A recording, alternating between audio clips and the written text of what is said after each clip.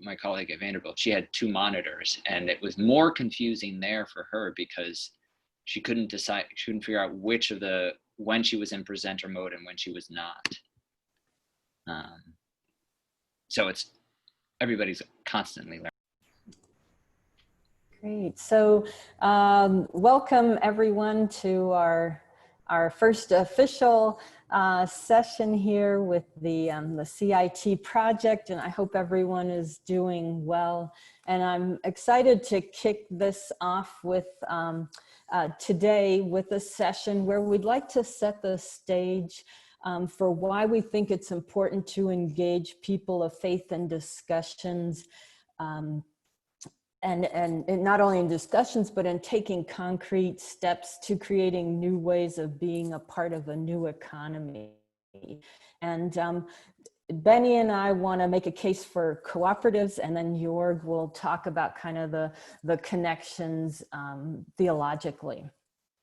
And so here's just a brief overview of the agenda, and the other sessions that follow we thought will follow a similar pattern if this works for everyone. And so I'll hand it over to Aaron in a minute, and he will review the fall calendar and give you some updates. And then, unlike it says here on the screen, Benny and I will start off our presentation. It's about 30 minutes, and then we'll have 15 minutes for discussion. We'll take a 5-minute break around 11 o'clock to 11:05, and then Jorg will take over, and we will have 15 minutes after his presentation to ask some questions and discuss that.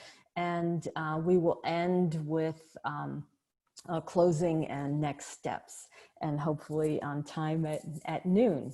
And so with that, I'll hand it right over to Aaron.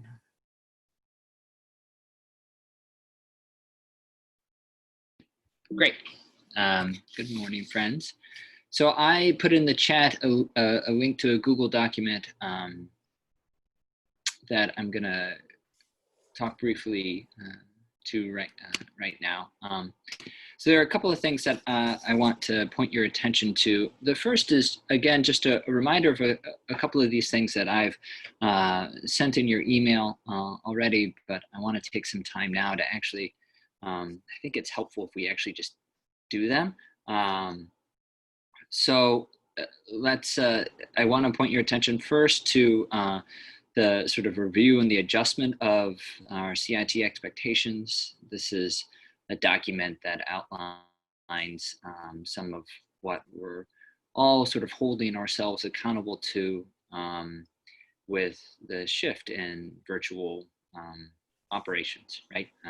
So we've got more meetings, but there's a certain number of them that you can miss and still be an active participant in this group. So take a look at that if you need refreshers about it. A really important one is one of the essential aspects of each of our meetings going forward will be that we're hoping to involve you in a particular way, right? We're hoping that you can get some reading done on issues of co-ops and religion and the economy. We have been building a bibliography here that has books and articles and podcasts. We're asking that each of you sign up for one of each of these sections. So to read a book, to read an article, and to listen to a podcast. And you'll see that when we, just in a second, I'll get to the schedule here, that there's a spot where each of you can sign up to present. And for, Dr. Floyd Thomas, for Juan here, for example, I'm going to use you as an example because you have such a good relationship with Stephen Handy, with Dr. Handy. It just made sense, and we've already communicated this with Juan. We're not putting you on the spot here, that you would address the group on that date. So the idea then is to have and create space within each of these meetings where you all can bring your own gifts and insights to the group. Ideally, this is a time where you will also talk about what it is you've been reading, right? In this way, the entire group will get a pretty good and thorough knowledge of a fair amount of material, and without having to read, everyone having to read all of it, right? Is that clear? Does that make sense? To sign up for readings and then also to sign up on when you would present to the group on it. One more final thing. The length of these things is not, we're not looking for something like what Rosemary and what Jorg will do today. We're looking for, maybe 15 minutes on this. And these are, I think, reflective, right?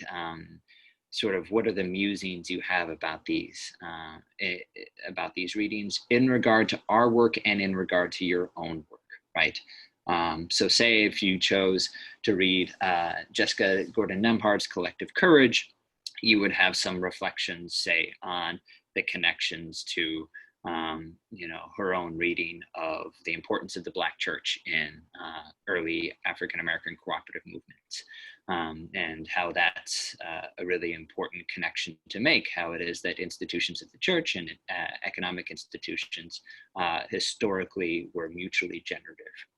So that's something, but it doesn't have to be any deeper than that, right? It can be just a sort of a noting. I'm trying to say that this should not be an academic presentation. This is just creating space for you to reflect. Okay, does that, in terms of what we're asking you to do to sign up for and what it might look like, does that make sense? Good. Okay. Sure does. Thanks.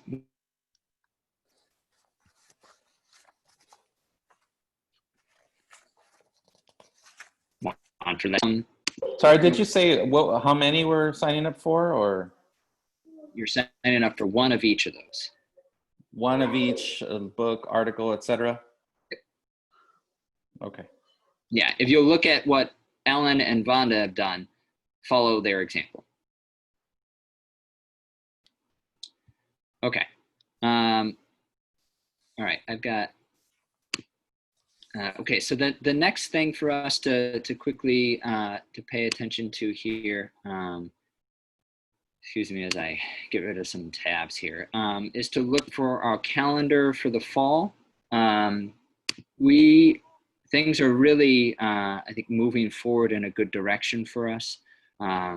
We've got confirmed for our next meeting, which is in a pretty quick turnaround here, is on September 8th. We've got Nathan Schneider confirmed for us as a speaker.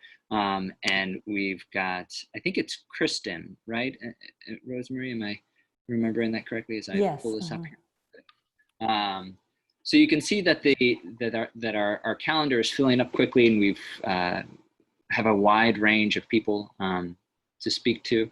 One thing that I do want to note for us as we go forward is every meeting we're trying to pair a speaker with an organization, right? And so if there is an individual or a speaker, an academic who you think that should be on the list, who is not on the list, let us know. If you say, we've got some space here in November and then in October, it looks like. We, of course, have some of a running list of those that we're thinking of.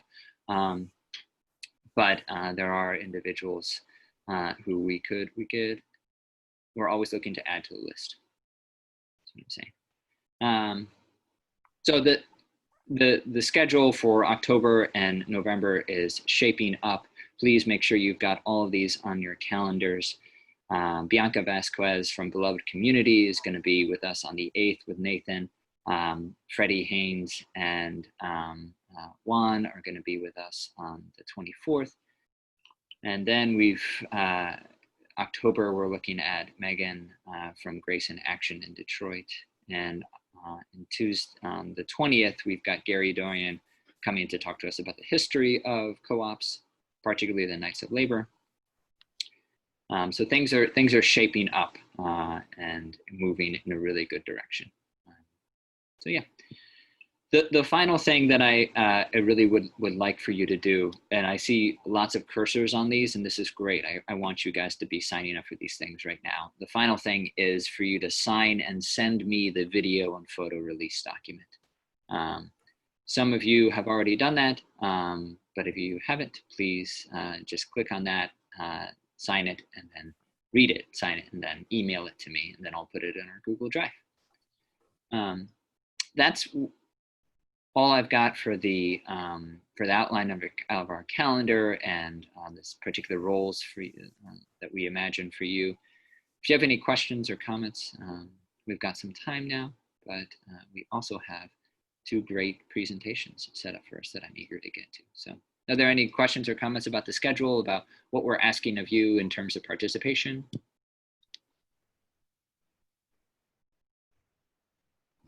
Jorg, I imagine that you would not sign up for a book that you wrote, just FYI. Well, sometimes you have to reread your own stuff to remember what you said, but yeah, I'm not going to sign up for that. That's right. I just thought I would.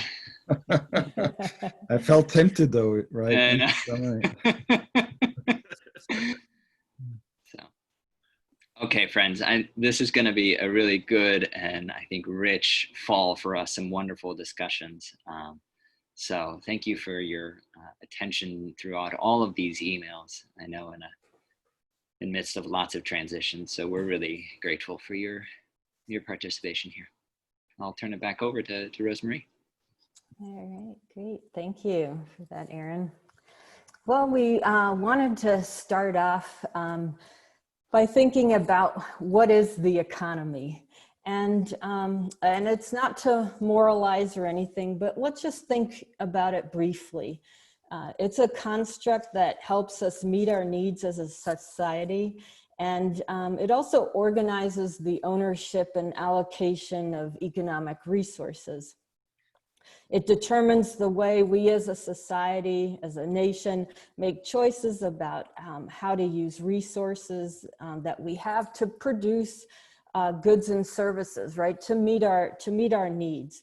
And the economy basically answers 4 questions, and that is, what is produced, right, to meet our needs? How is this produced?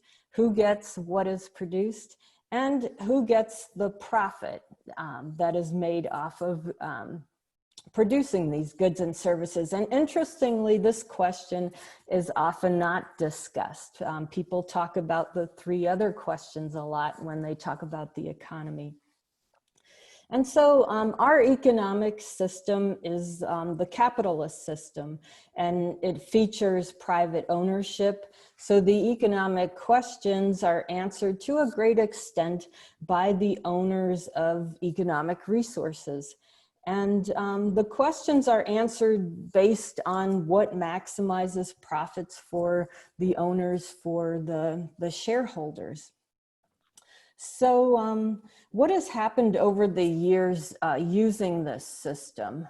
And here I'd like you to take a look at this graph. Oops, sorry. And I hope it's not obstructed on my screen. It is. But this is a graph, and you've probably seen this, that looks at the productivity and a typical workers' compensation, and how what this has looked like since after World War II up to, it's been updated now up to about 2020. It's from the Economic Policy Institute. And what you can see that for more than 25 years, wages, which are shown in the blue line, and productivity, which is shown by the dark blue line, and productivity is basically the output of the economy, that these 2 lines rose together. So both nearly doubled between 1948 and 1973. And as more value was created through labor, workers received an increasing share of compensation. So that's why these two lines, right, are right on top of each other. The more that was produced, the more workers were earning also in the same ratio. So employers and working people both benefited. But then something happens, right, kind of in the 1970s. And we can see that in the graph, that as productivity continues to rise, employers refuse to pay higher wages, right? The wages have stagnated. And up till today, right, that has still been going on. We see this huge gap, right? So where has all this value gone that was created, right? Well, it's gone to the top. And we know that policies shape the economy, and the policies started changing under a neoliberal direction. And as the rules changed, the power of working people was reduced, and our share of growth of the economy went to the resource owners, right? The corporation CEO, the 1%. And so if we, and I'll go through these quickly and you can have the slides. So I just wanted to make a point. And so if we look at here, the red bars are the housing wage. So nationally, what kind of the average is, what you should earn to be able to afford a two-bedroom apartment.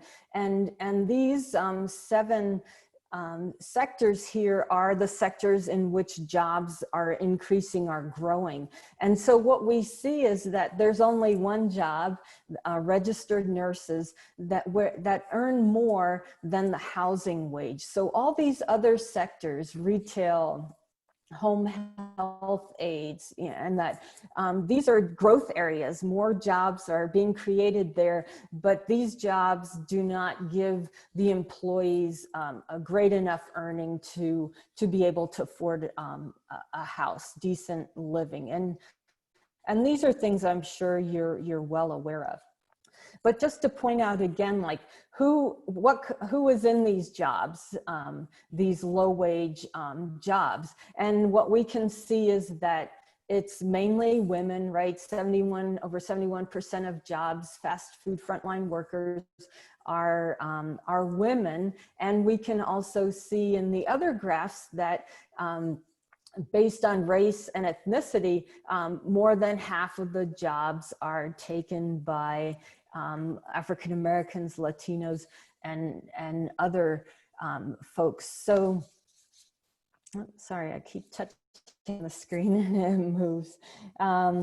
Yeah, so what we also know is that very few people, and this is a little outdated, one of the Koch brothers has passed away, so now it's 7 people, but these 8 people control a huge amount of wealth, 216 billion. Now it's even more, which equals 44% of all American households.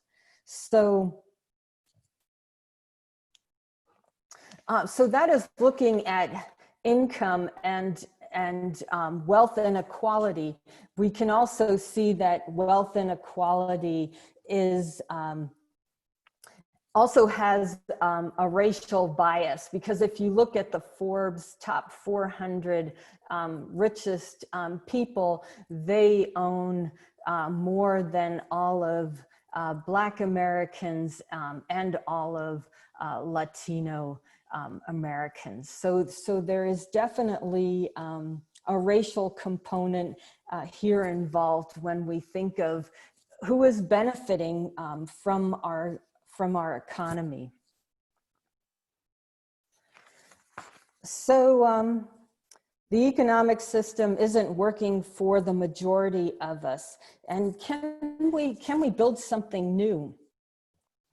If ownership of economic resources determines who answers the questions of what is produced, how it's produced, who gets what's produced, and who determines what is done with the profit, then we need a plan on how to shift ownership relationships. Because as long as there's no real discussion and democratic decision-making about what is produced, how we produce these things, who decides what is done with the profit, our economic system will create increasing wealth and income inequality. And if we shift ownership relationships of economic resources and democratize or center economic decisions in the community, then we can take the questions of the economy, of what and how, what is produced, how it's produced, who gets it, and what is done with the surplus. We can take that to the community for answers. And there are already examples of where this has been done, and it is with cooperatives and an economy that focuses on spreading out wealth, income, and ownership in the broadest sense. So that's what we want to talk about now. Our focus will be on worker cooperatives, but to start it off, we want to talk about some of the characteristics of cooperatives in general. And so I'll hand it over to Benny.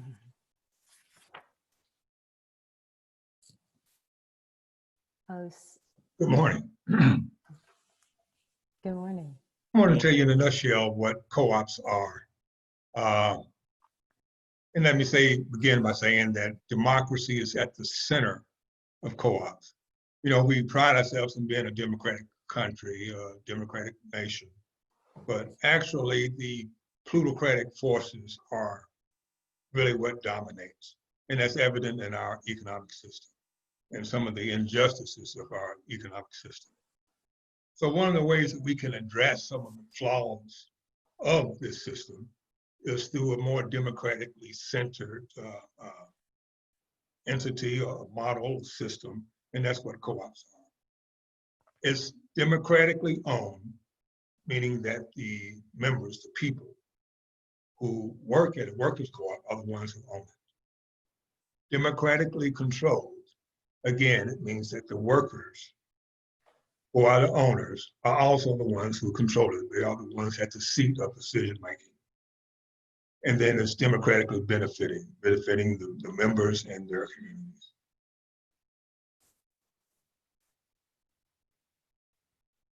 Now, co-ops are guided by principles. We call it the 7 principles. And these are principles that were actually developed a couple hundred years ago. But it's something that's been preserved and something that is well worthwhile, something that really distinguishes cooperatives from other types of businesses. And these principles are: 1 is voluntary and open membership, meaning that a worker who works at a worker co-op isn't compelled to be a member, but membership is open. And it's totally up to the worker whether they decide to join or not. So voluntary and open membership, there's no discrimination on the basis of gender, race, ethnicity, religion. No discrimination, it's voluntary and open to all. 2, democratic member control. Of course, the members, once again, are the owners. They're the ones who decide, they make all the decisions, either directly or through representatives. But democratic control is at the centerpiece of co-ops. 3, members' economic participation. Most members join through a membership fee or membership patronage. And through their economic participation, they have a say-so in not only the operations of the workers' co-op, but also how the decisions are made as far as what happens with the surplus of profits.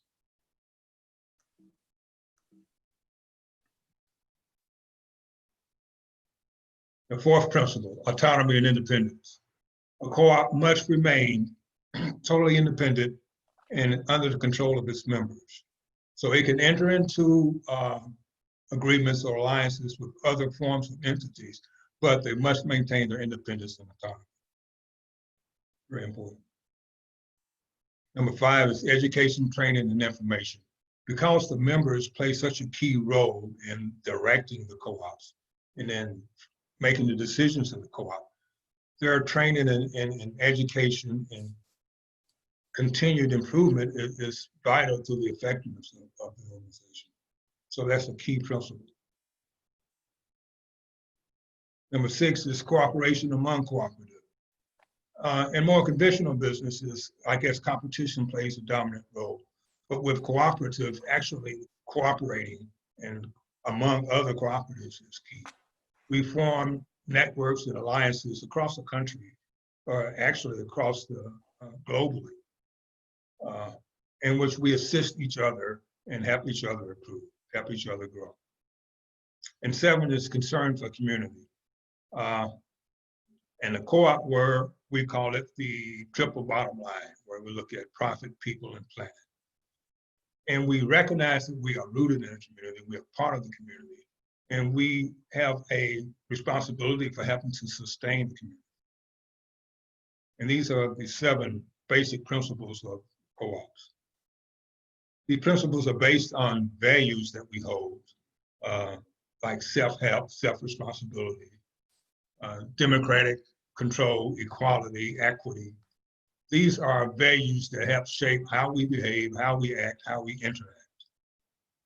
This is part of the distinguishing feature of co-ops.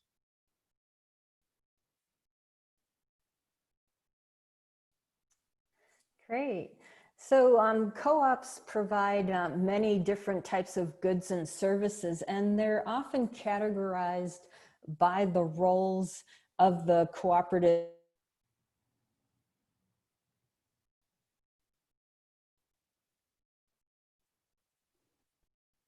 Are you guys there? Or is it just I'm here. Jorg? Are you still there? A few people froze up, it seems. Rosemary froze up. Yeah, we're still here. Benny's here. Okay. She may come back. Let's just give us a second here. Okay. I don't see Steven. Probably. Where is he? Yeah, Steven may have dropped out also. Let me see. I probably could take my machine to Rosemary so she could talk. We're just in 2 different rooms. Yeah, I just No, added. she's gone. There we go. Cool, we're back. Sorry about that. I don't know what happened. What was the last thing folks heard? Were you? You had just started after the. Okay. Okay, that's odd. All right, well, glad everything's back and we'll pick it right up. Sorry about that. Thanks. Right there. Yeah. So, yeah. So cooperatives provide many different types of goods and services, and they're usually categorized by the roles of the cooperative member owners. And so there are like 4 main buckets that people use, and that is consumer cooperatives, which are owned by the people who buy goods there. They're producer cooperatives. A lot of times it's farmers, right, who produce certain crops and get together and market their products together, or even process them and own processing plants together. There are purchasing cooperatives. That's a lot of times they're small businesses who pool resources, you know, in order to be competitive with larger chains. And then there are worker cooperatives. Worker cooperatives, as you can see, make up just a small percentage of all the co-ops in the US, with the main category being consumer cooperatives. And Here are just some examples of the different goods and services that are provided by co-ops. It's really any sector, right? Food, retail, there are financial co-ops, credit unions. I hope you're a member of a credit union. We have housing co-ops, childcare, utility co-ops, and so on. And at the bottom, you can see some examples of logos of companies that you might be familiar with. Equal Exchange is actually a worker co-op that sells chocolates and coffees, and the coffee and chocolates are bought from other cooperatives. We have REI, you might be a member. It's a consumer co-op that sells like camping gear. Ocean Spray is a producer co-op, as well as Cabot, where Ocean Spray cranberry farmers have come together to market their products, and Cabot is milk dairy farmers who make cheese and all sorts of things. They own the processing plants collectively and then market and distribute collectively. Ace Hardware is a marketing co-op. They're independently owned stores that share their marketing and branding in order to save costs and to be competitive with the giants like Lowe's and Home Depot. Corner Financial is a local credit union. So just some examples here.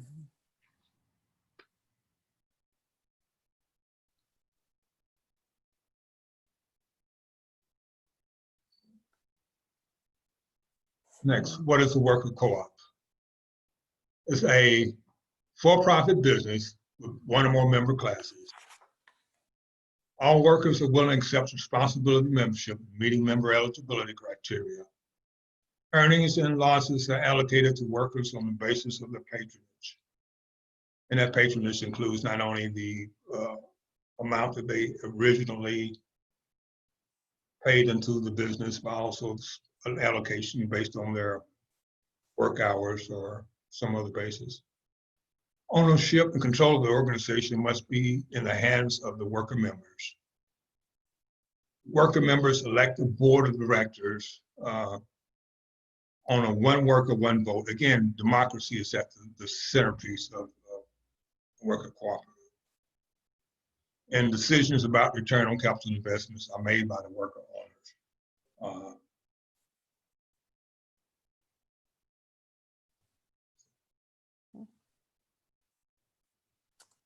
So what is the difference between a worker cooperative and a traditional business such as a corporation with shareholders? Well, in a conventional corporation, control is based on the amount of capitals individuals have invested in the firm, and that a description or depiction of that you can see in the top graph. So the more money you have invested, right, the more say you have.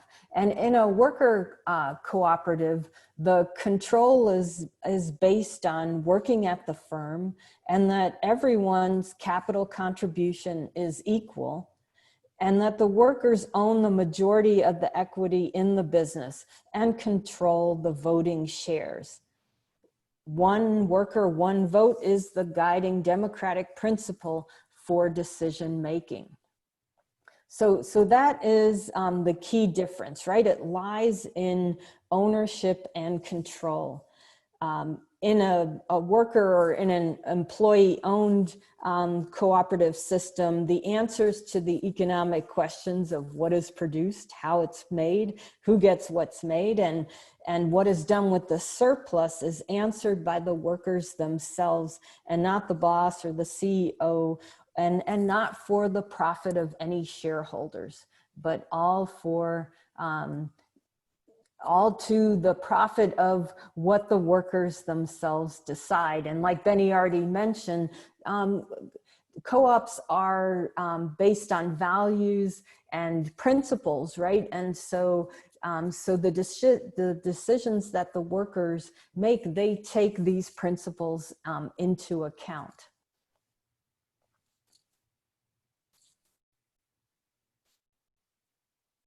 benefits of a worker-owned cooperative. And I'll go over these, and then I want to add something that, you know, the control of the way workers organize, perform, and manage. That is a very important feature of worker-owned cooperatives, because it allows the workers to bring their full selves to work.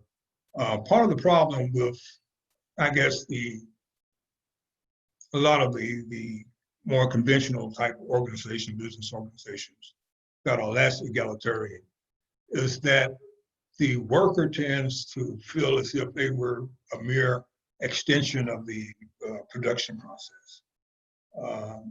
The inhumanity of work is evident more so in these. Whereas with a cooperative, because of the inclusion, I mean, the radical inclusion of being a truly democratic workplace where people's voices are heard and are encouraged, you're able to bring your whole self. And that brings in itself rewards beyond just pay and economic issues. Another benefit is employment security. You find yourself in some locations, some cities, we find ourselves trying to attract employers, jobs, by providing incentives, only to find that a few years down the road, they may find some greener grass elsewhere. So these jobs are gone. But with worker-owned cooperatives, they are community-based. The people who live in the community, they're the owners of this business. And they're not prone to just pack up and leave because they see grass greener elsewhere. So there's a certain stability in the community and stability of employment that comes to worker-owned cooperatives. Workers have a financial ownership stake in the business. They have skin in the game. They have an opportunity to practice democracy in a workplace. You know, again, I've said that we pride ourselves in being a democratic nation, but the democracy that we practice is very limited, if we truly practice it at all. Because again, the plutocratic forces are basically control the political process as well as the economic. But worker cooperatives is a means of practicing democracy on a day-to-day basis because you do it at work. And of course, increased local spending, social benefits, and voting levels. All these stems from having a truly democratic experience.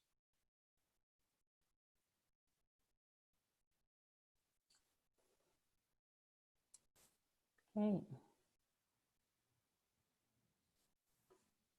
Here's some additional benefits of shared ownership.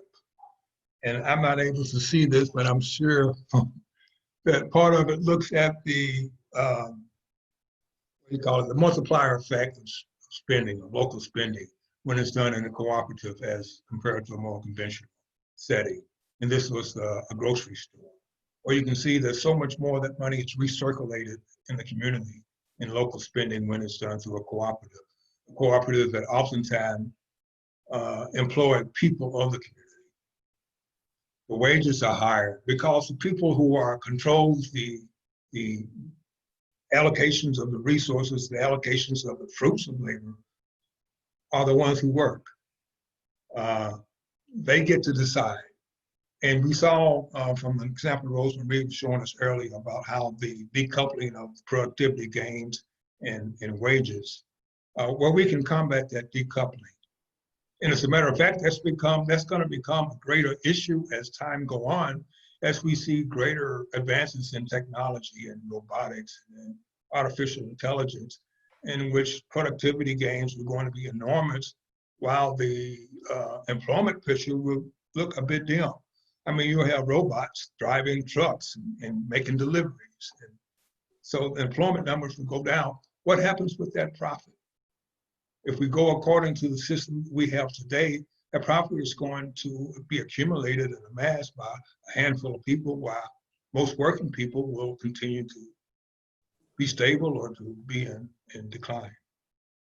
So those are questions that we have to ask. One way to addressing that is to put people, to make sure that people are in control of those decisions. And then again, the stability of co-ops.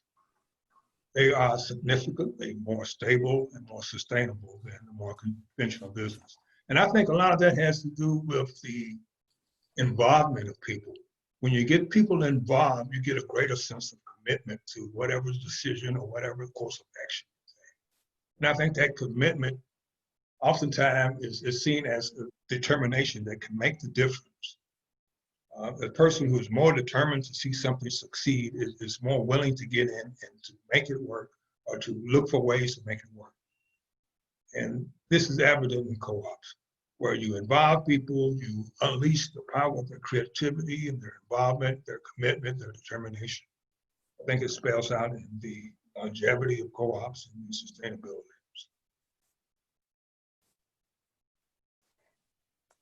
Great.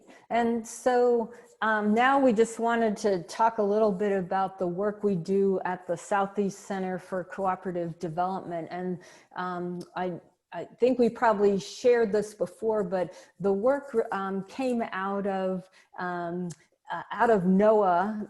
Nashville Organized for Action and Hope, and Benny, as the chair of the Economic Equity and Jobs Task Force, and that group decided to look into the cooperative model. They put together a conference in 2015 that drew about 200 people from Nashville and I guess around Tennessee, I think even from around the South. And so, so the group knew there was excitement and interest in this model, and in, you know, that there were people there who were actively thinking about how can we build something new, right? How can we start creating an economy? It won't happen overnight, right? But we can start working on this. And so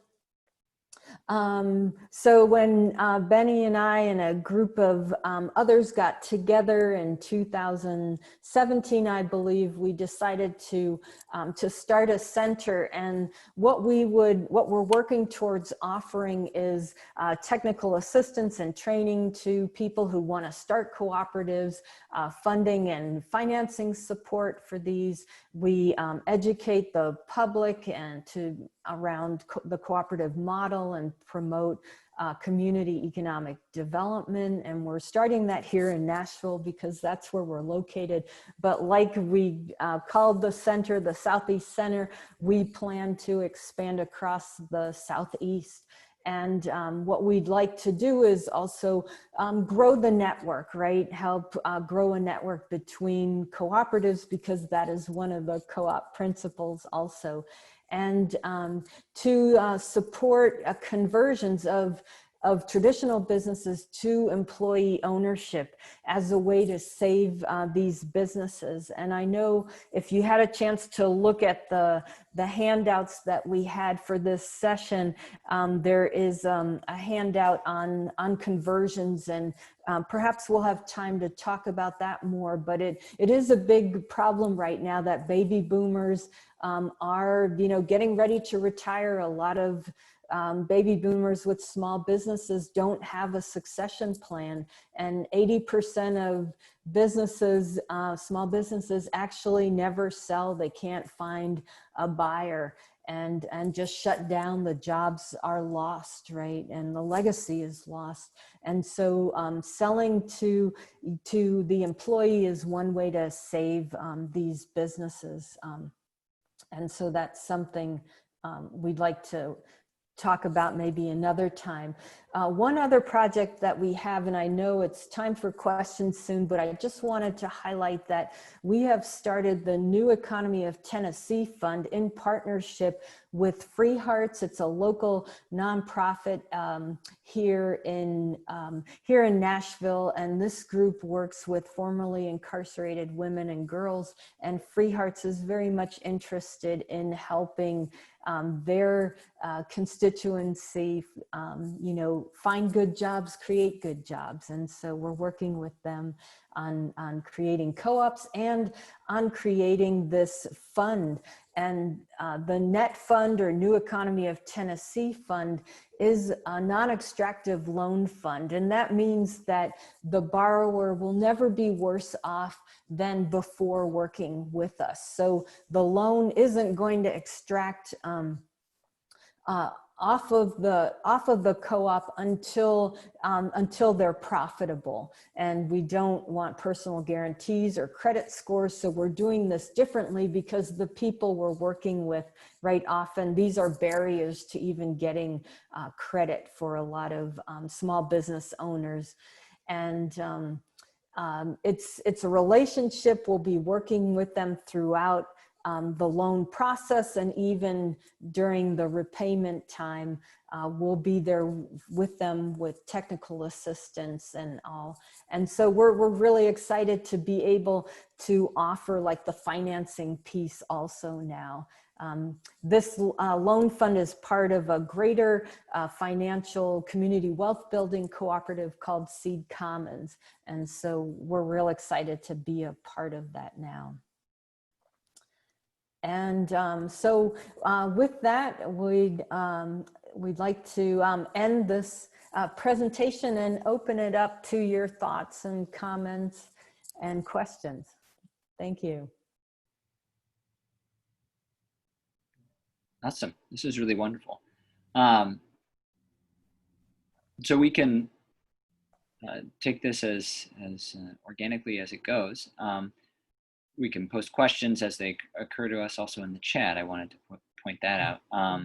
But obviously first, thanks to Rosemarie and Benny for really, you guys covered a lot. It was great to really do. That's impressive. So way to go. Maybe I can kick us off. One of these questions that I think just relates back to where Rosemarie started us off here on this sort of divide in the graph between production and wages. It also relates back to Benny's point about how it is that worker cooperatives protect workers in the face of advancing technologization, which then is in hand accompanied by mega corporations that cross borders and states. And I'm just wondering if you could think a little bit more and address a little bit that issue more, a little bit more. How is it that worker cooperatives stand up for workers in face of increasing technologization of work, sort of with the advancements of artificial intelligence in a way that I think part of the reason that I'm interested in this is because Nashville is, it's not Silicon Valley, but it's definitely an area where massive conglomerates are eyeing. Amazon and Facebook are both building massive sites and companies here. So so it's relevant to our own local economy, I guess. So I'm wondering if you could talk a little bit more about that, maybe even just kind of give some examples. Do you want to go first, Ben? Well, I would say that I guess I want to make it clear that co-ops aren't anti-technology by any stretch. As a matter of fact, there are some businesses that we would perhaps encourage people to look into that involves technology and advancement of technology. And I think what co-op represents more than anything is an approach to how we organize these businesses, an approach that would give people more say and more voice and more involvement in the day-to-day decisions as a means of either ownership or just having a voice in the governance of the business.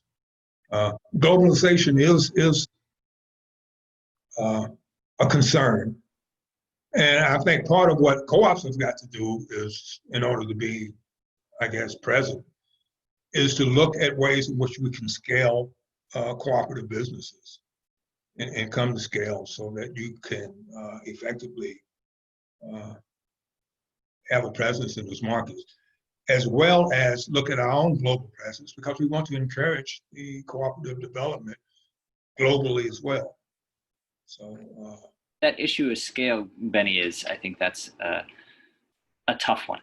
And that's consistently, that's when in all the sort of reading I've done around cooperatives, these worker cooperatives, that's always been the sort of, they can't scale up. But I think you're right. It's also, I don't mean to imply that worker co-ops are anti-technology at all. oh no. That's and you're absolutely right that it's a process of organizing the economy. And I think it's a matter of thinking again about ownership, because who owns the robots, right? That makes a difference. Who owns the technology? Because, then like answering the question of the economy about how are things produced, right?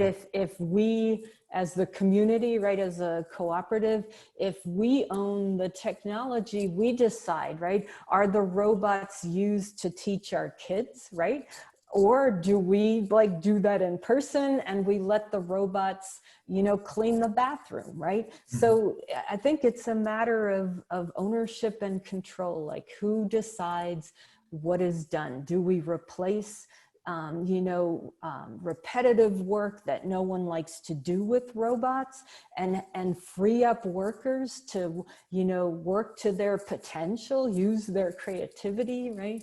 So, so we can really rethink, I think, the economy if we control it, right? If we have the power to answer the questions, how do we make things? Do we make them as cheap as possible, as dirty and with greatest impact on the environment as possible? Or do we decide to make things differently, right? Green energy, green technology. And right now, most of us don't make those decisions, right? Because we don't have control or ownership of the economic resources. But the more the community can own those resources, the more we can make those decisions ourselves, right? And I think we need to assert ourselves in getting to that position where we can make those decisions and make those investments. And we need to actually, as worker owners, demand a greater ownership of this type of capacity and technology. Because as I was saying about what lies ahead on the horizon, when robotics and technology advances even more, and more the human employment or labor is not as great in demand, we could instead look for a shorter work week, say a 20-hour work week, okay?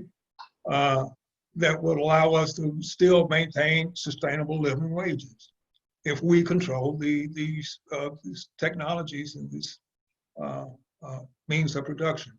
So we've really got to address the issue of how do we invest, allow the people to invest and take over the ownership, just as the government has traditionally supported the corporations and their continued assistance.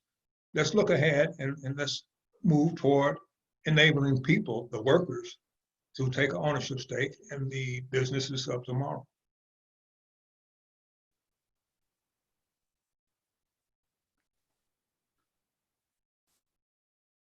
Yeah, I think that's exactly it. Like, because we can be as creative, right, as we can and as we want if we have actual control. And like Francisco was asking, can we also ask what is produced in addition to how exactly, right? Because those are the questions of the economy, right? What do we need to meet our needs? Like, do we need 500 different kinds of toothpaste? Maybe not, that maybe we can cut back on that and instead put creative energy of people who develop toothpaste into, something else that we need, So, I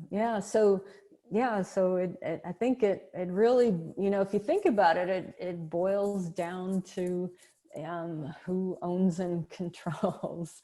And then of course,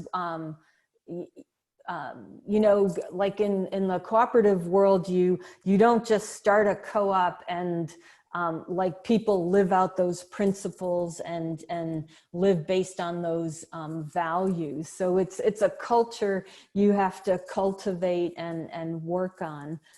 So it's not like just snap your fingers magic and it'll happen. We'll have to work very hard on this, but it is possible, and people are doing it. I think that point, sort of, as you're saying there, Rosemary, might be tangentially related to Stephen's question here in the chat. The fact that it's, Stephen, do you want to ask that? Want to go for it? Yeah, my question centers around the COVID disruption and how we were not engaged in something, and COVID forced us to think differently. I mean, it literally forced the globe to think differently. So when we talk about scalable, when we talk about movements, my question is really around how do we disrupt the current philosophy of capitalism and shift to the co-op principles so that we can start to create awareness. Awareness moves us to acknowledgement of how we contributed to this thing that we're living in. How do we advocate for it? And then what's the activism role? And then we go back to awareness. So it's kind of a cycle for me in terms of thinking about disruption and where are the places of disruption so that we can create innovation to do this work together. And then how do we create experiments? I'm a big culture of experimentation. And we have all these churches. We got over 300,000 churches in America. What if we could experiment with just 10% of those? Or even 1% to get some leverage, because I'm coming to this conversation somewhat aware, but most of my colleagues, as Juan would attest, especially in the Black community, most of my colleagues are clueless about this work. And we're in places where we could do this work collaboratively. One thing that I've learned about co-op is when you trust each other, you can do this work together. But we've got deep levels of distrust, especially in Black and brown communities. And it's unfortunate, but it is true. And so could we create an experiment around some churches? What we're learning is we created a triad in downtown Nashville around homelessness because it is so enormous. We have all these churches doing their little thing, and we're not getting any movement because everybody's doing their little thing. So we created a downtown neighborhood alliance, and we've got civic organizations, we got governmental organizations, and we have congregations. And we're trying to work together, about 10 of us, saying, what do we need to do together? That's a shift in mindset. I can't change your behavior, but I can create a different mindset for you. So for me, this work is really around mind shift versus behavior. I don't know if that was helpful or not, but that's where I'm thinking right now. The connections to me, and the reason I'm jumping in here too is I'm also operating as timekeeper. So I want to make sure that Jorg gets his time and that we also get a break. I think is right on. I think there's a lot of sort of connections here from the basic history of the co-ops of constantly grounded in education circles, which are grounded in these values that seek to build up trust amongst the members so that you can actually create the sort of community and collectivity that these co-ops require. But the fundamental philosophy of workers owning and controlling their industry is counterintuitive to capitalist logic. And I think that that's the sort of, for some reason, the shock that COVID has delivered to our economic way of life forced people, I think, to think about a couple of things. Mary Lee also posted in the chat a really important point here about which Stephen was just addressing, to the realities of how it is even within worker cooperatives are more or less successful within various African-American and racial groups. The reason I mentioned the Black community is Jessica Gordon-Nembhard's Collective Courage is a wonderful retelling of the importance and understudied value of worker co-ops as providing economic democracy and thus greater political democracy to the Black community. So we can explore that continuously throughout this time. Are there any other final, Juan, you had a point there, and then maybe we can go to a group? Oh, just quick. First of all, just echoing an amen, giving an amen to what Stephen was saying. I've always wrestled with this in terms of, especially looking at the Black community, a kind of common sense or practical kind of approach to getting things done, getting needs met, where, okay, you know, whether it's, you know, free market or Marxist, it's just, how am I going to get my kids fed? Or how am I going to get to work, you know, to or from work today, right? So the wrestling of, you know, is it better, quicker, easier to do this kind of work in a kind of subtle way versus, you know, slapping a banner on it and saying, this is what cooperative life is like. And I don't say that in any way to undermine or downgrade it, but just wondering, like, you know, if we're dealing with folks who don't care how the sausage gets made, you know, anyway, that's just my consideration and concern. I'm just putting that out there. Yeah, that's a really important thought for as we will move into the phase in the spring, right? How is it that we're going to talk to people about this? Do we want them to join the revolution, or do we want them to realize that this is a more effective way to feed their kids?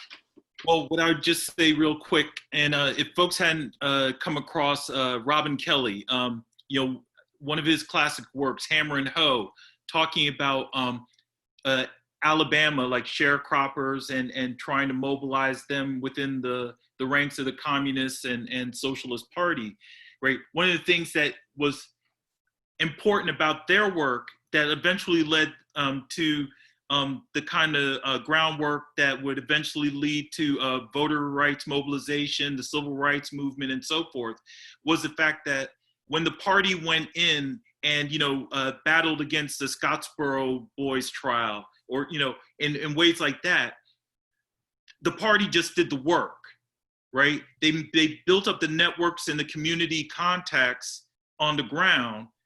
And then, you know, eventually over time, the party got credit for the good work they did. But at the time, they just did the work.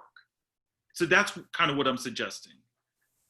And let me say that I think that part of the task at hand is to, by hoping to create awareness by being a bit agitating, in order to make people aware of because we've become somewhat complacent with some of the injustices, economic injustices. And we've come to embrace capitalism as the way, whether it's just one way of many particular options. So we need to do a little agitating to make clear just what the injustices are, the nature of it, how they came into being, and really how racism itself was so intertwined with this brand of what Reverend James Lawson called the plantation capitalism that devalued and dehumanized workers in general. So part of it is educating, agitating, and showing the alternatives. Okay, friends, I'm sorry, wonderful conversation. Let's take an abbreviated break and then come back and can we try and begin, say, at 11:11? That's, I know I'm really happy that we had a lot of conversation. That's really important. So I didn't want to stop us too much, but yeah, we've got lots of good questions in the chat here. So let's do that. Let's maybe get some snacks, get some food, use the bathroom, and let's come back and go to class. All right, friends, we'll come back here in 5. Right now, and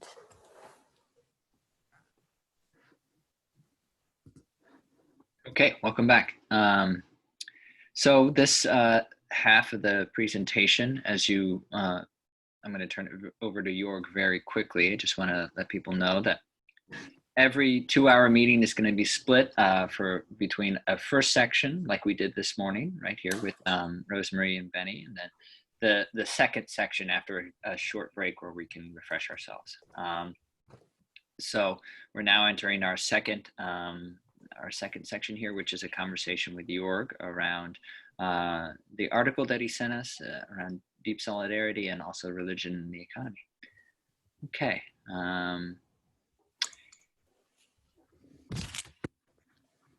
Yeah, go for it. Are you ready? Make sure. Yeah, I'm not muted, right? You can hear me. Uh-huh. Mhm. Yeah. Okay, great. The only reason I paused there was just I couldn't see you for a second, but we're good. Okay, so here I am. Thanks.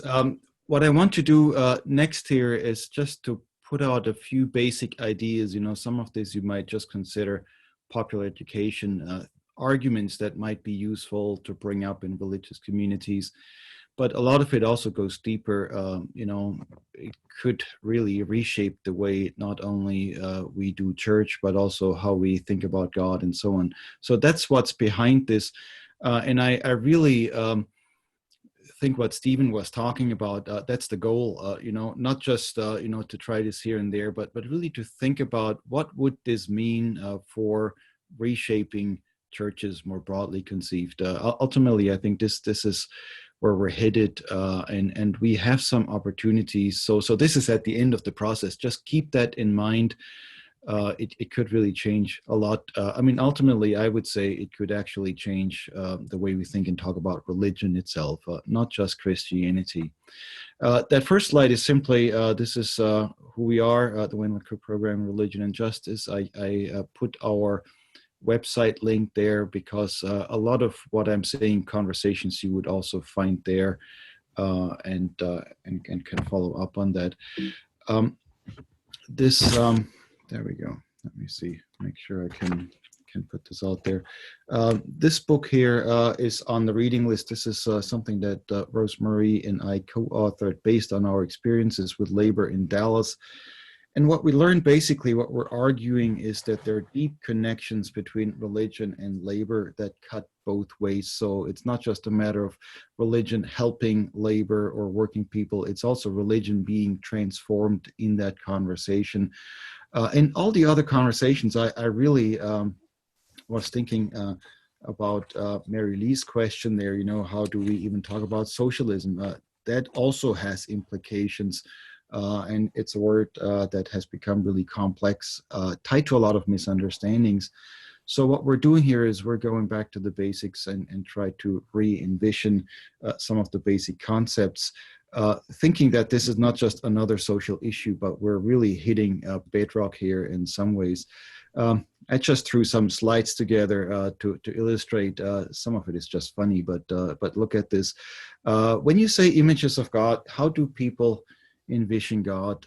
What would you say yourself if you were asked? Of course, people envision God as a force field and metaphysical this and that and the great spirit of the world. But if you had to say, if you envision God more like an employer or more like a worker, how would you vote? Just curious to take a little poll here. I mean, what would you actually, what's more close to your mind, the image on the left or the image on the right?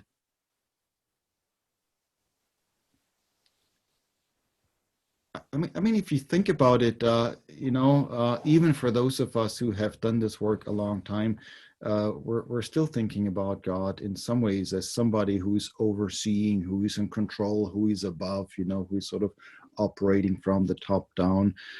Whereas what we're saying is maybe there are other images, and if you look at images just in the Abrahamic traditions, this is Christianity, Judaism, and Islam, you will find probably more images of God as a worker than God as a king. Now that sounds crazy because we're all used to think about God as king, but especially in the Hebrew Bible, you have God doing all kinds of menial jobs, working in a garden. That's part of the creation story, by the way, right? God plants a garden and forms Adam from clay.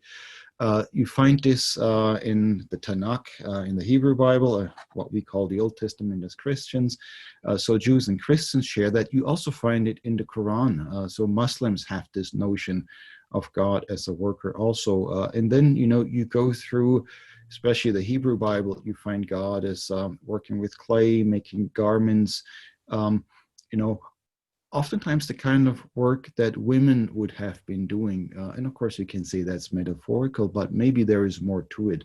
And that's what we're exploring.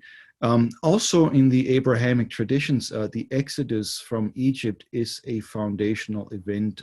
You have it, of course, again, in the Hebrew Bible, the Old Testament, but you also have it in the Quran. And there are a lot of parallels. One of them being, how Moses takes a while to learn what is necessary. He grows up in a palace, probably privileged kid. And when he first becomes aware of what's happening there, he kills one of the slave drivers. That was not the way to really change the thing. In fact, that was a way that didn't work. And so there is some trial and error here. Ultimately, I think what Moses learns here is to be in solidarity with working people. We're talking here about labor more generally, but I think you can apply this to co-ops also, where the role here is not to have one strong leader who will lead us out of Egypt, but to cooperatively do this work. And then the amazing thing about the Exodus story is that you ultimately have God joining the people in solidarity. That's the miracle of the burning bush, as far as I'm concerned. Whatever happens with this bush burning and not being conceived is one thing, but God actually saying, I am taking the side of working people. I have heard their cry. I have seen what's going on. The only question I would ask as a theologian is, why did this take so long? But once it happens, and it moves forward in a way that's quite amazing. The other thing that needs to be added here is labor. This sort of solidarity that we're talking about is always intersectional. So this is not just a matter of class exclusivism or whatever is debated these days, but this is really bringing everything together. And you see this even in the Exodus story, right, where the leadership here is certainly multi-ethnic. And you have women who are part of the agents. It's the Hebrew midwives, Shipra and Puah, that save Moses' life in the beginning. In the Quran, you have a story that Pharaoh's wife at the end, when the slaves liberate themselves, actually supports the slaves instead of the Pharaoh. You have Miriam, who is Moses' sister, as one of the leaders of the movement. So this is deeply intersectional. And let's keep in mind, this is what labor is. When we say working class in the US, we usually think this is men in blue overalls with hard hats. The reality is the working class is the people who actually do the work. And that has, as Rosemary showed and Benny showed, this component of more women, being in the low-paying jobs, ethnic minorities, racial minorities. Immigration here is a huge matter. If you read this into the New Testament, you see the Jesus stories are just as intersectional, because the relationship here is much more broad than what we think. So let's keep that in mind. Labor here is a central issue. Liberating labor from oppression is a central issue in at least these Abrahamic traditions. We could talk about other religions another time. And it's always intersectional. Labor is not the place where we fight the class struggle only, but labor is the place where we do fight racism, sexism, ethnocentrism, homocentrism, you name it. This all gets fought here as well. We're not making a case that this is the only place, but it is a major place because people are already involved in it. And then we're not just talking about working people as victims, we're talking about working people as agents. That's the big difference towards which we're moving. This here, let me be quick here, really quick. This is one of the foundational terms, though, that we have to keep in the back of our minds. This notion of justice, which in modern societies, coming from really Roman law, is usually envisioned with the image on the left, Lady Justice, who is fair and balanced, above everything, hovering out of reach. Of course, this is probably more helpful than not having fairness and balance in your life. So fair and balanced is certainly better than unfair and biased and unbalanced. But there is a notion of justice that you get through the Abrahamic traditions that's actually more like the one on the right, where justice is not just a matter of being nice and unbiased, but it is a matter of taking the sides of those who are oppressed. Again, you can take this back to the Exodus, but you find this also in the Hebrew notion of tzedakah, which is the notion that's often used for justice in the Hebrew Bible, that could be translated as being faithful to the covenant, being faithful to the covenant that God has established with the people. And that faithfulness in the old traditions oftentimes meant precisely taking the side of the victims, not just trying to be fair, but being on the side of those who are exploited, on the side of those who are oppressed. That's the basis ultimately for the solidarity that I want to talk about in a minute. I'm pushing ahead here. I mean, a lot of this, we could give lectures on each of these topics, but I just want you to have the basic ideas. And some of you, of course, have heard me talk about this before, so I apologize for the repetition. So this is now where we're moving on to the co-ops. And here, I would say that what we're ultimately talking about is the labor relationship. So what is a typical labor relationship like? And Rosemary and Benny, of course, already talked about that, this weird situation that we live in a democracy in the United States, but that as soon as you enter the workplace, there's no democracy anymore, right? You're basically giving up your democratic rights at the door. And the laws are such that it is more and more difficult for working people even to organize. This is the way US laws are structured. In a country that prides itself to be one of the freest countries in the world, working people oftentimes do not even have the right to stick their heads together and to organize. Working people do not have a lot of rights that are even supported by the UN Declaration of Human Rights. We're actually in violation of UN Human Rights Declaration principles when it comes to the matters of working rights. I gave you a text from 1 Samuel 8. This is a famous text that probably most theologians have debated a lot when it comes to politics. This is, in the situation of Israel, the people want a king because all the other empires have a king. They say a king would be cool. And the prophets, Samuel here, warned them and say, the king would actually exploit you. You're not better off with a king. You're actually worse off. Now, read this passage and think about it, not so much in terms of the political relationship, but in terms of the economic relationship. And then ask yourself if this in some ways perhaps describes current day economic relationships.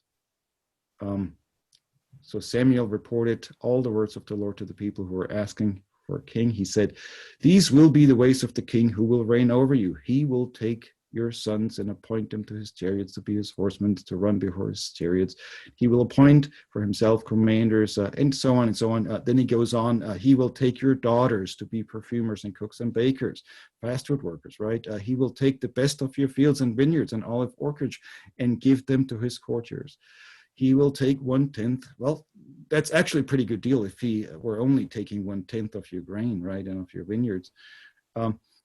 It goes on and on and on. And if you think about this as something that the prophets warned the people of Israel, maybe that's what we have to keep thinking about today. And then the question becomes, what is the alternative? And I wanted Rosemary and Benny to go first because they were talking about some of these alternatives. So here we're not just dreaming of a better world, that could once upon a time, in the heavenly Jerusalem be reality. We're actually saying there are better ways. Those are not ways that we're just cooking up. They have a long history. Gordon Nembhard reminds us that this history was alive and well in African-American communities. It's been alive and well in many other countries around the world. And there's more happening in the United States than most people realize because we're not talking about it. So here, the worker co-ops then are really about these three terms: agency, power, and profit. Agency, who is actually calling the shots. Today we talk about essential workers. Maybe we also need to talk about non-essential workers. And then the picture shifts, right? Maybe people who handle capital are not as essential to our survival as people who actually grow our food. That would be a big shift right there. You know, maybe the kinds of people that we thought were essential are not. That's questions for pastors, professors as well. You know, how essential are we really to the well-being of this country and of the world? Power, you know, keep in mind the question of labor here is not mostly about money. This is what people think. You talk about money, you talk about salary, you talk about wages, but it's really about power. Do people have the opportunity to take things into their own hands and to actually determine their own fate, their own life to some degree, or don't they? And right now, I think this is the big question. Finally, profit. Usually in more progressive circles, we distinguish between profit and non-profit. But a lot of non-profit enterprises are just as top-down as for-profit enterprises. So non-profits, while they may have some advantages, are not necessarily always the solution. I'm not pushing against them, but I'm saying, what if you stuck with profit and said, let's take this seriously and talk about who controls it? That's the question of co-op. So it's not anti-profit or non-profit. It's actually making a profit for the benefit of the people, of the community, and that may be a beautiful thing. So this is where I want to push us forward in this conversation of the relationship of charity, advocacy, and solidarity. And if you think about it, in religious communities at present, I think the charity model still reigns supreme because most people think this is the most religious thing that you can do. If you go into charity, you know, then you're doing what Jesus wanted you to do. If you help poor people, this is what, Christianity or Islam or, Judaism or religion in general is all about. But I would want to call that into question. I'm not sure that charity is actually the most religious approach to the problems that we're talking about. There's this famous passage that you may remember from Matthew 11. It also comes back in some form in Luke 4, where Jesus talks about bringing good news to the poor. And if you think about that, good news to the poor, very quickly we think of charity. But if you really put yourself in the position of a homeless person, is it good news that somebody says, I'll cook you a meal or I'll have a shelter for you? Of course, that's better news than not having it. But wouldn't good news for a homeless person mean you will no longer be homeless and you will no longer be in need of other people's charity, right? That's sort of a very different approach. And I'm inclined to read it that second way. So a lot of this religious focus on charity, I think, is really a distortion, and not just a mistake. I think it's a distortion that intentionally pushes us away from really making a difference. So then, of course, the other model, and I find this a lot in my fields, in my shop, where then the conversation is, well, charity on one side, advocacy on the other side. Those are usually the two models that are presented. And here, people see themselves as speaking out for others. There are all kinds of terms used, like we give a voice to those who have no voice. That's another way of talking about advocacy. And some of that has also produced results. So I'm not talking against advocacy. I'm also not talking against charity, because charity sometimes can lead to something else when people realize what's really going on in the lives of the people who we think need charity. But advocacy has some of the same problems, right, as charity, because somebody is in control and somebody else isn't. So even though advocacy, I think, is more helpful when it comes to address systemic issues, protesting, abuse, protesting the problems. It's not quite there just yet. There's this notion of, I think this, I learned this hearing Ernie Cortez from the IAF. He was talking about this intersection where there's a lot of accidents happen. And so, the charity model is you have a hospital there where you sort of immediately take people that get injured into the emergency room. That's great. And that may be a more systemic situation, but what if you put up a stop sign, right? What if you made sure that fewer people get injured at the intersection? Dietrich Bonhoeffer at one point in his work talks about the church only being the church if it is the church for others. And I think in some ways the charity model and the advocacy model expresses that we are the church for others. But I want us to push a little beyond that. I mean, it's beautiful, it's great.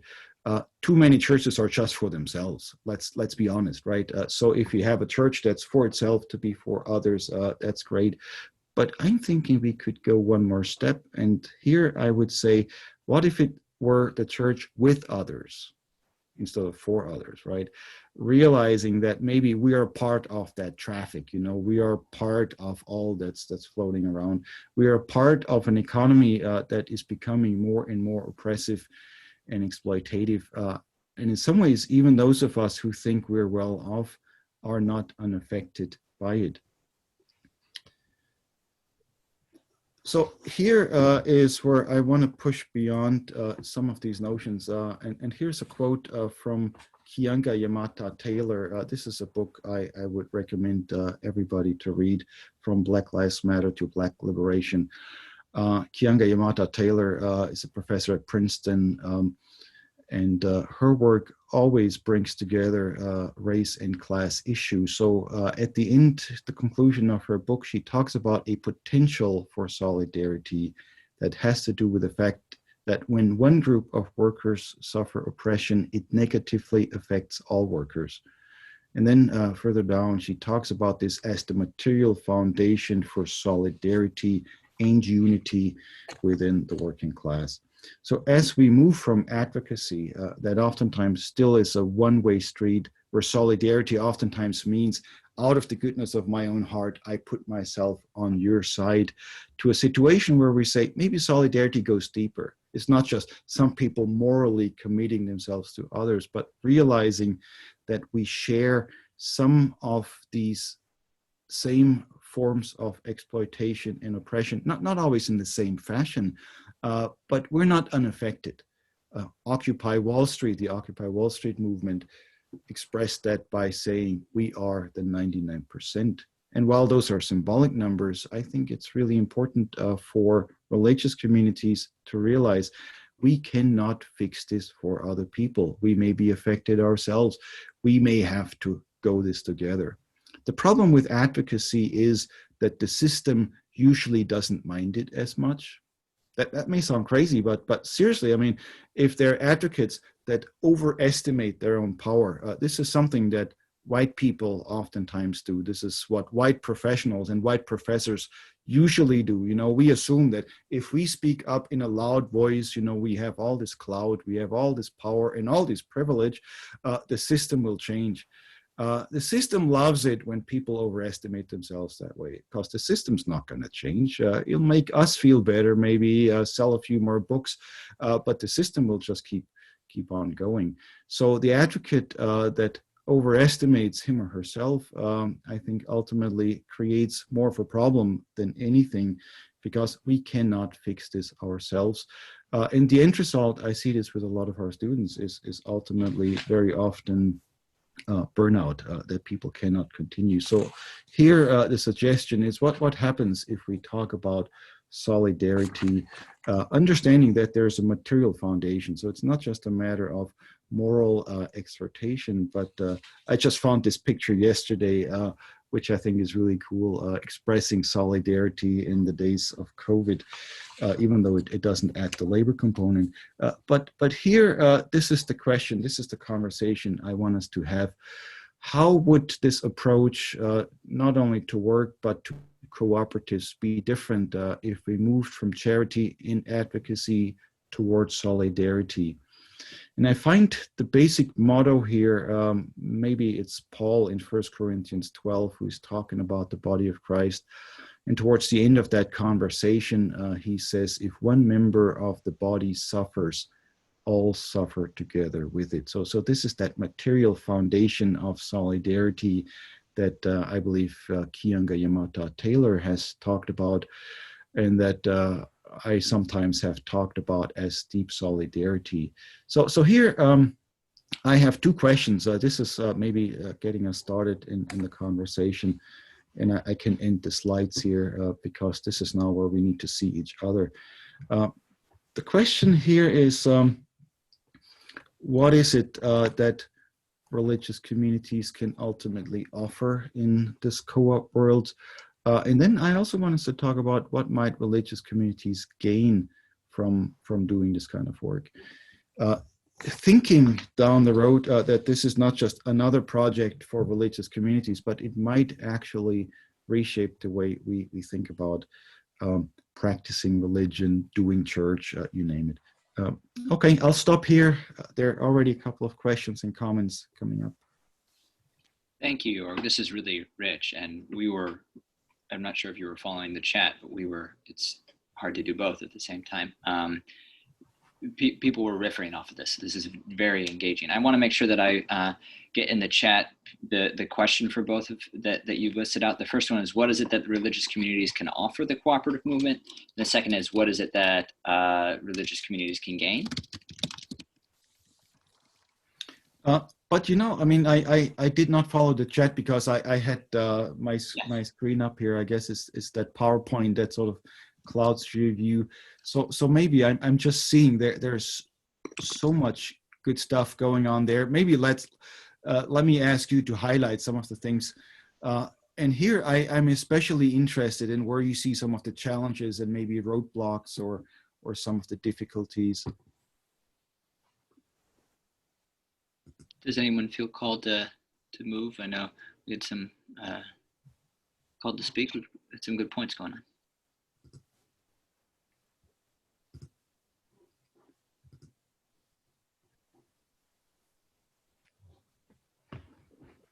Why don't we turn it, Stephen and Mary Lee, you guys had some, if you don't mind me volunteering you, you guys had both of you had points that I thought dovetailed with Jorg's ending on the concept of deep solidarity and working with churches. Thank you. As I continue to think in this season around inclusion and diversity, and the notion that if we do one, we're saved, right? It's fixed. But how does the progression of this process help us as Christians, as believers, even as humans, realize that the logs, they're not twigs, they're literally logs that have been embedded in our own eyesights. And we think a one-dimensional answer is it. Called theologians. I'm not casting any aspersions on anyone on this. I'm one of us. Okay. But the idea of what does it mean to be a collective? What does it really mean to be a collective and have a motto of shared vision, shared values, shared mission as an impetus for doing work at all times? And what is the disruption that is preventing us from doing that? Yeah, all of the isms, absolutely. But at some point, we can't just name them. We have to disrupt them.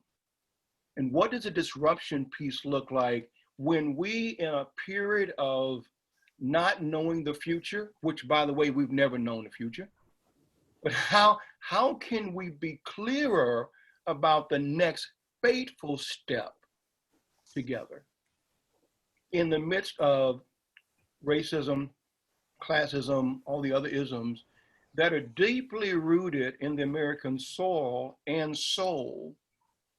And so for us to think we've got to go outside of the American construct to really understand what it's going to take, because we've never had it here.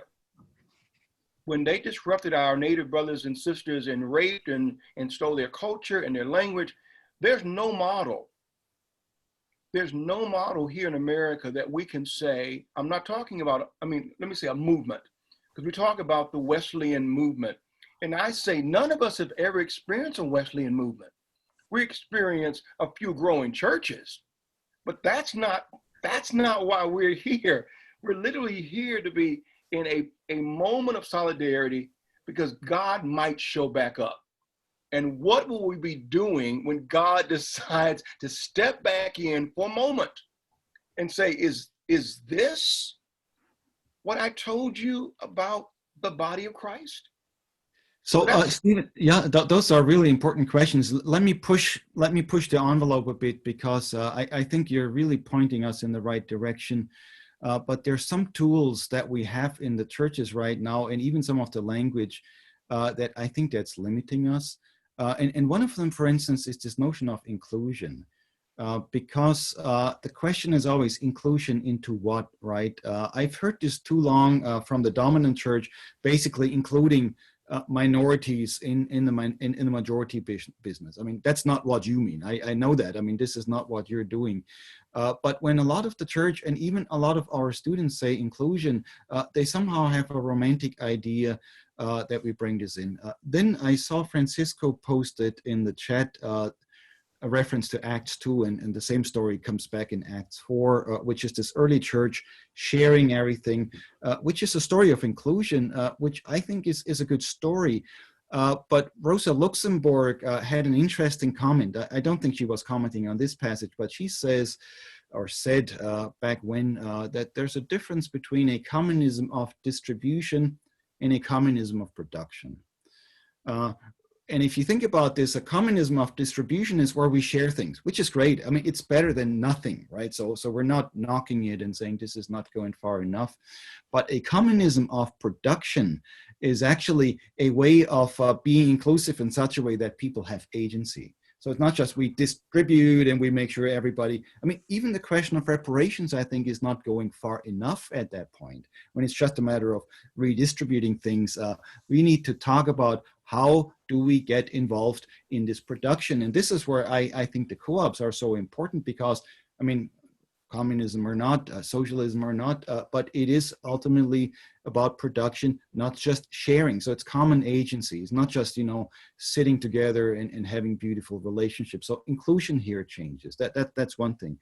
The other thing I want to push here is if you then take this back theologically, you could say, well, there are these stories in Acts about distribution and sharing.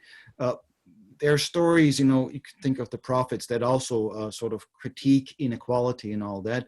But then the Jesus movement is more interesting, because what Jesus is doing, I think, is really moving towards this movement of production, communism of production, if you want to use Rosa Luxemburg's language, because there it's not just a matter of, you know, bringing people along so that they're better off, but enabling people to become agents in their own rights. Good news to the poor ultimately means poor people, not only will they not be poor anymore, but they now have some agency, they now have some power.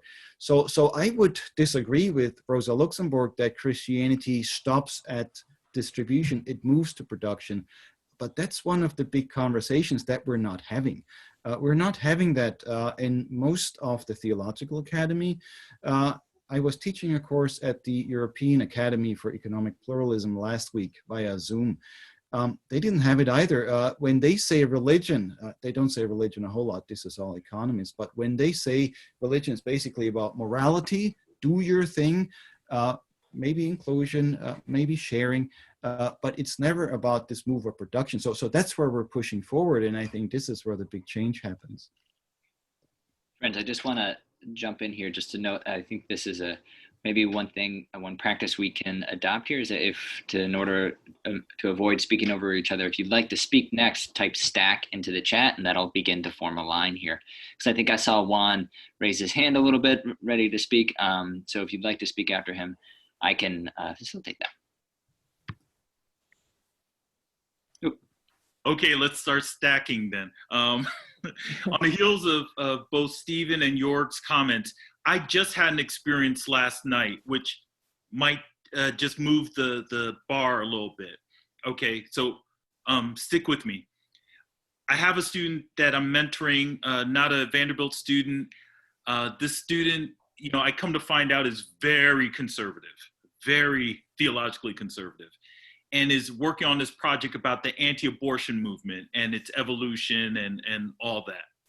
So, you know, we're going back and forth about, you know, merger of Catholic and evangelical concerns and, you know, things like that. I'm throwing out issues, you know, as somebody who's in favor of reproductive freedom and rights, you know, okay, you know, what about the she session, the female-based recession we're seeing with COVID and how that's impacting women's opportunities and families and yada, yada, yada.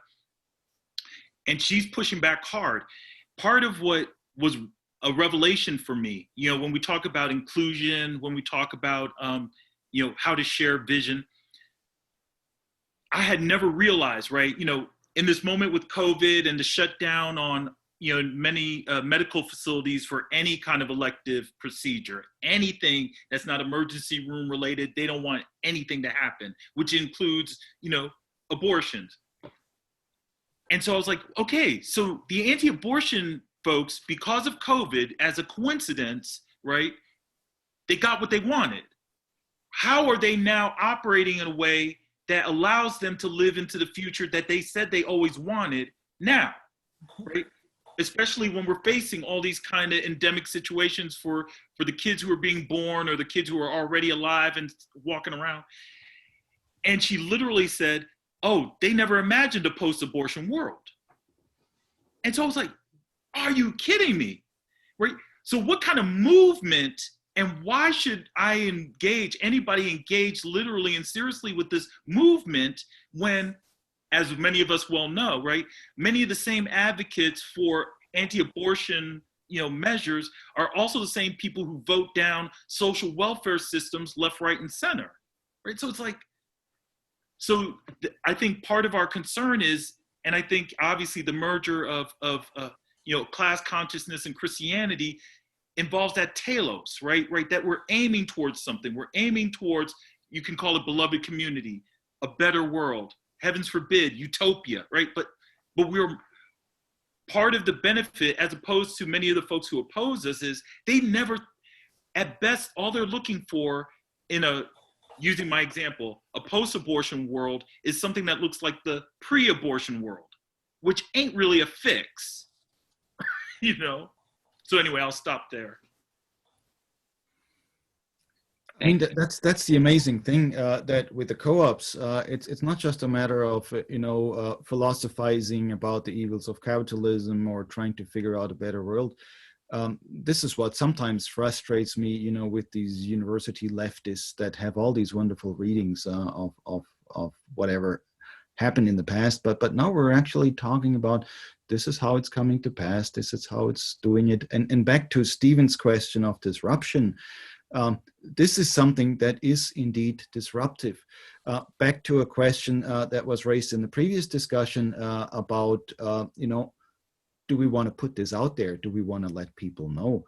And there's some strategy here. I mean, looking over Rosemary and Benny's shoulders, you know, being in conversation with them, I know they sometimes talk about consumer or what is it? Not worker-owned co-ops gets translated into, how do you put this sometimes? Oh, employee-owned co-ops. Employee-owned co-ops, right?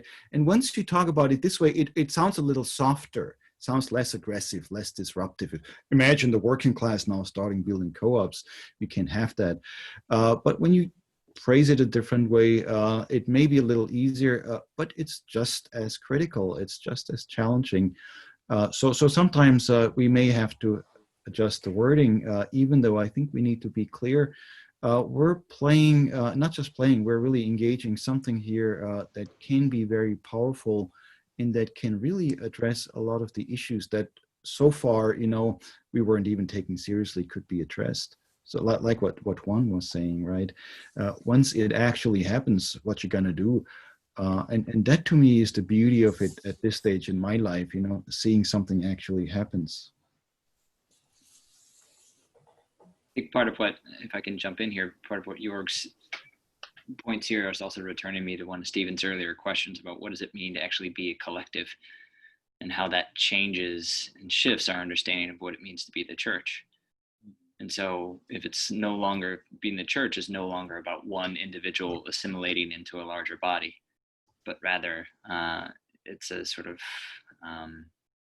it's a different ecclesial model. And I think this is particularly important if you're thinking about how it is that we talk to people about this, using language of mission, values, and vision. However, this is the sort of stuff that people are familiar with, and they are, you know, okay, how does this task line up with our mission of the church? So I think there's room here for us to reclaim two key things. One, sort of the sense of collectivity in the ecclesia. You know, what is it if it's not only this isolated individual atom bouncing around and occasionally on Sunday to be at the church, but also that being the church is called to do a particular work, right? If it's task oriented. If the church's identity and the ecclesial model is one of identity of a particular liberative work, that's a different sense, right? I don't need to be in a brick and mortar church to be a part of that anymore. So I think those are a couple of things, Stephen, that I'd love to I kind of want to note and think about as we enter phase 2 about the type of ways that we talk to people about this stuff, you know. And I think we should not shy away from language around missiology, even though that's, believe me, I'm like the least proselytizing person there can ever be. But I think it's particularly important for us to think about that, to not shy away from the theologically freighted things. Let me be a little bit more aggressive here even, and say, I didn't follow all the conversations in the chat. There's a lot of really good stuff here.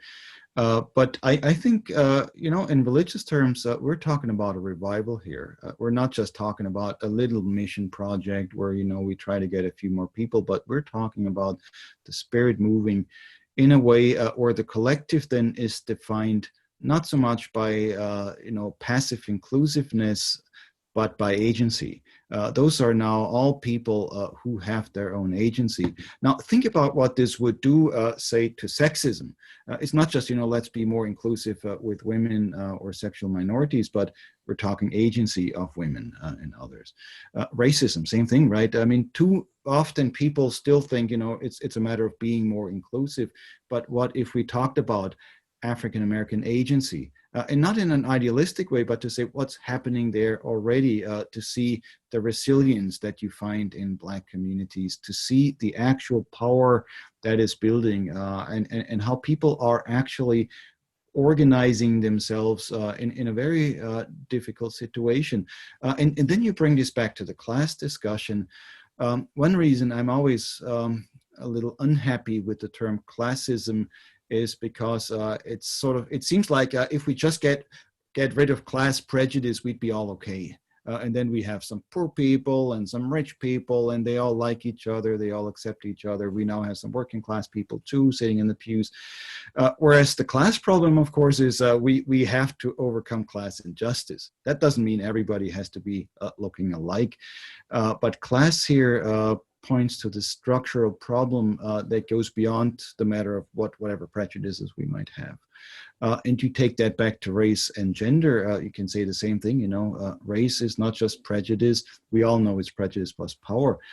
But what does that mean for agency, you know, where we're now talking about people actually becoming agents? And I think we're usually too often talking about that only in political ways. People become political agents, which is very important. But if you talk about that in economic ways, they become agents economically that could strengthen their political agency, that could strengthen their religious agency, that could strengthen their cultural agency, interreligious. I mean, sorry, I keep going on too long here, but that's where I see the real beauty of it and the hope for the future. Thank you. That was a really good time check there. That was great because we're right at 11:57, and I did want to respect people's time, but then also note a couple of final things. So, Rosemary, is it all right if we move to the kind of next steps? Okay. So one, thank you let me get rid of the like there. One, thank you to Rosemary and Benny and to York for leading us a wonderful first session here. This is a really rich conversation. So thank you. Yeah. We've got a lot of really good foundations for us. And I'm excited about the conversations to come. So a couple of things here for us. The first thing is that our next meeting is on September 8th, which I believe, let me check my calendar, maybe in about 2 or 3 weeks. So where we are, it's actually, yeah, it's in 3 weeks. So it's at 10 a.m. and I'll send out the documents with the same Zoom link. We're meeting with Bianca and then Nathan Schneider, so this will be very interesting. We do have 2 pieces for Nathan Schneider to read. One is an article through The Nation, and the other is a piece on that was published in a book on Laudato Si, which is an encyclical by Pope Francis.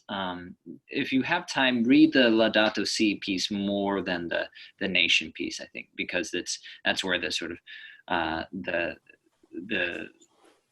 Laudato Si one is more of a deeper reflection, I think, if I'm, unless Rosemary can correct me if I'm wrong. Yeah, that's right. Okay, and so the other thing is please sign up for readings and make sure you also then on the calendar enter your name to where it is you'd like to give your presentation. A reminder, these presentations are just 10 minutes just to kind of get the wheels turning, a good way for us all to check in with each other. They can be as detailed or as loose as we like. If you're giving a presentation that, so if you're a speaker, I don't imagine you to additionally sign up for a presentation like this, because I think you're already doing a fair amount of work through that.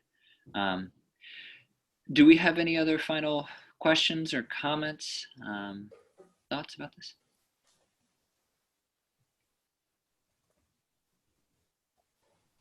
I just wanted to say real quick, like, I'm real excited about moving forward on this project. And yeah, just looking at the discussion in the chat, yeah, this will be really great.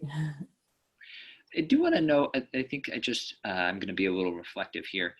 It'll be a challenge, I think, for me to make sure that we translate the high academic theology discourse down to the ground, to make sure that we're not just speaking amongst theologians between theologians. I want to make sure that we're making this group as inclusive as possible. So that's a challenge here. I know that a lot of us have theological training, and it's important that we recognize that. I guess if I could add something there, Aaron, maybe I was going really fast, but what I often find, I mean, back to Juan's point where you have a student that might consider themselves conservative, one of the beauties with people who consider themselves conservative Christians is they tend to take the Bible seriously.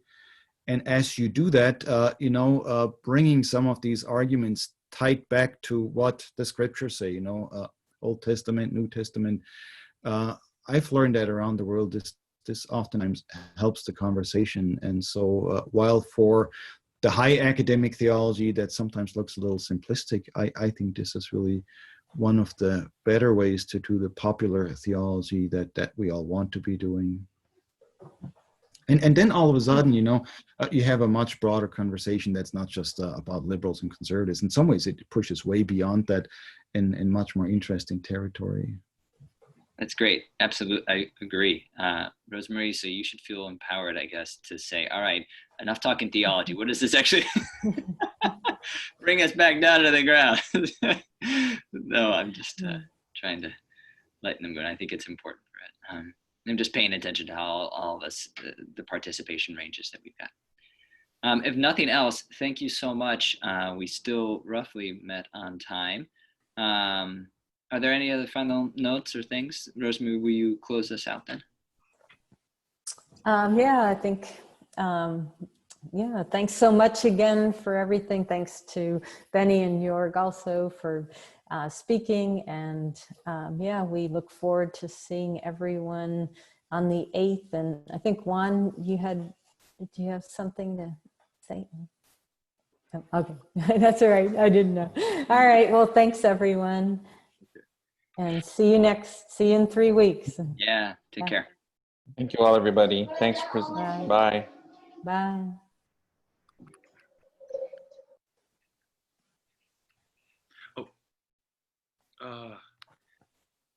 Yes. Quick question. How and where can we get the slides? Oh, I can, I'll give them to Aaron to send around in the email. Okay. Sure. that's great. Works like a charm. Thank you all. Great. Bye. Thanks for being part of this one. Thank you. Hey, oh.